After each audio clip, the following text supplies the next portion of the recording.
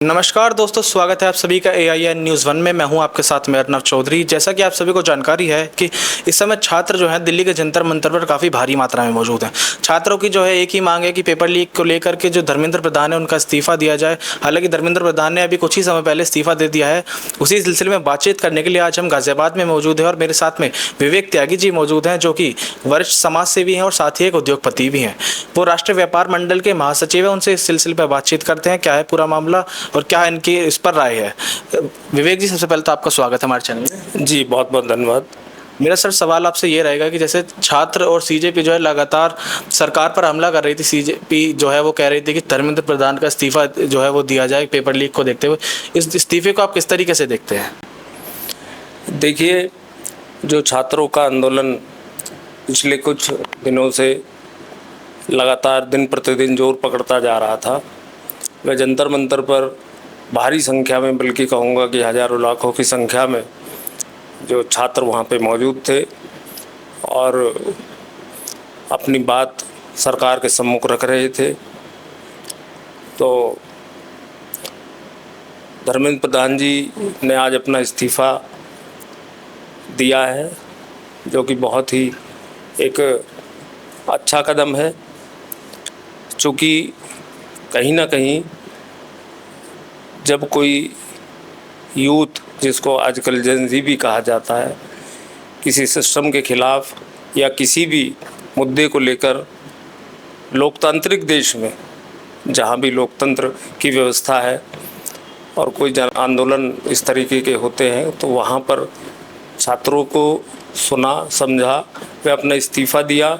यह बहुत ही स्वागत मैं करता हूँ धर्मेंद्र प्रधान जी का कि आपने छात्रों की बात को समझा और उनके दर्द को समझकर ये इस्तीफ़ा दिया। जब भारतीय जनता पार्टी के कार्यकाल में ऐसा बहुत ही कम देखा जाता है किसी मंत्री ने जो है इस्तीफा दे दिया हो, उसी को लेकर के क्या इस बार जो है आंदोलन को देखते हुए भारतीय जनता पार्टी बैकफुट पर आ गई है? देखिए, मैं जैसे अभी पूर्व में भी आपसे कहा कि भारत एक लोकतांत्रिक देश है।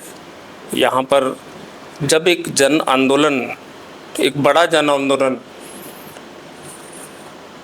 उसका स्वरूप बड़ा हो जाए तो जनता को, आवाम को या जो वहाँ के वोटर्स हैं उनकी बात को सुनना चाहिए। सरकार किसी की भी हो, बात भाजपा की नहीं है।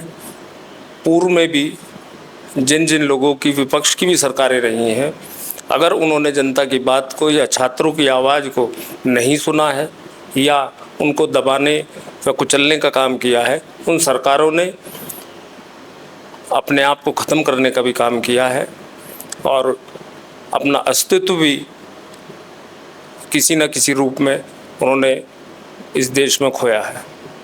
धर्मेंद्र प्रधान ने इस्तीफा तो दे दिया, लेकिन क्या वाकई इस्तीफा देने से जो एजुकेशन सिस्टम है उसके अंदर जो पेपर लीक है, जो धांधली है, वो सब ठीक हो जाएगा? देखिए, ये प्रश्न बड़ा टेढ़ा प्रश्न है। भविष्य की बात आप अभी से भविष्यवाणी मुझसे पूछ रहे हैं कि ऐसा हो पाएगा कि नहीं हो पाएगा, लेकिन देश के जो हमारे यशस्वी प्रधानमंत्री माननीय श्री नरेंद्र जी मोदी जी हैं, उनका विज़न दूरदर्शी वो लोग रखते हैं और मुझे लगता है कि इस इस्तीफे से इन लोगों ने ज़रूर ये सबक लिया होगा कि भविष्य में इस तरह की पुनरावृत्ति ना हो। और मैं यही कामना भी आगे करता हूँ कि इस देश के भविष्य के साथ जो छात्र हैं, जो देश को बनाने का काम करते हैं, उनके साथ दोबारा ऐसे ही घटना ना हो। यही मेरी एक सोच है। अच्छा, इस आंदोलन से इतने बड़े जो छात्रों का जमावड़ा था, उससे क्या लगता है कि उत्तर प्रदेश और आने वाले समय में उत्तराखंड का जो चुनाव है उस पर भी कुछ फ़र्क पड़ेगा? जी बिल्कुल, निश्चित रूप से पड़ेगा, क्योंकि अभी 2027 में उत्तर प्रदेश की विधानसभा भी होनी है और अगर छात्र एकजुट हुए हैं और उनकी बात कहीं ना कहीं से सरकार ने मानी है कि त्रुटियां सरकार के एंड पे थी, तो अगर आगे इस तरीके की परीक्षाएं नहीं लीक होती हैं, भर्ती या अन्य जो दूसरे प्लेटफॉर्म्स हैं, सरकारी जो भर्तियां हैं, वो बढ़िया तरीके से अगर होंगी तो निश्चित रूप से लाभ और हानि दोनों उत्तर प्रदेश के चुनाव में व उत्तराखंड के चुनाव में देखने को जरूर मिलेगी। अच्छा, आज के समय को देखते हुए आप छात्रों को क्या संदेश देना चाहेंगे?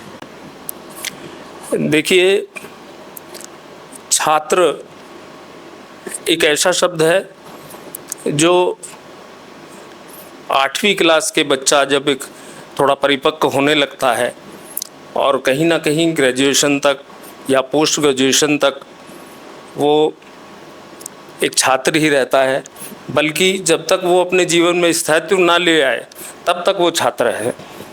किसी नौकरी में, किसी व्यवसाय में या अन्य किसी रोजगार में ना जुड़ जाए तब तक उसको छात्र मानेंगे। अब छात्र एक कच्चे घड़े की तरह है कि उसको आंदोलन में जैसे छात्र आए, तो मेरा मानना ये है कि छात्र अगर 10% छात्र उससे प्रभावित थे तो 90% इस चीज़ को लेकर प्रेरणा लेकर जंतर मंतर पर पहुंचे हुए थे कि इन 10% के साथ तो जो हुआ, बाकी के जो हम लोग हैं, हम लोगों के साथ कहीं ऐसी घटनाएं घटी या हम लोगों के साथ अगर हम लोग किसी भर्ती में या किसी प्रतियोगिता वाली परीक्षा में आए तो हमारे साथ ये चीज़ें ना हो, इसलिए एक जन आंदोलन का रूप भी बना। मैं छात्रों को ये सुझाव देना चाहता हूँ आपके चैनल के माध्यम से कि अपनी पढ़ाई, अपने माँ बाप के जो सपनों को साकार करने के लिए जिस भी परीक्षा की वो तैयारी कर रहे हैं उसको सुचारू रूप से व मन लगा कर करें। और जन आंदोलन उन्होंने किया और कहीं ना कहीं उन लोगों ने अपनी इस समय एक जीत का जश्न भी मना रहे हैं, लेकिन इसको अति उत्साह में लेकर अपनी पढ़ाई को लेकर या अपने उद्देश्य को लेकर, जीवन के उद्देश्य को लेकर उससे भटके ना। बहुत बहुत धन्यवाद। तो ये थे हमारे साथ में वरिष्ठ समाज सेवी एवं उद्योगपति विवेक त्यागी जी। आपकी इस पूरी वीडियो पर क्या राय है? अपनी राय कमेंट बॉक्स में ज़रूर दें। धन्यवाद।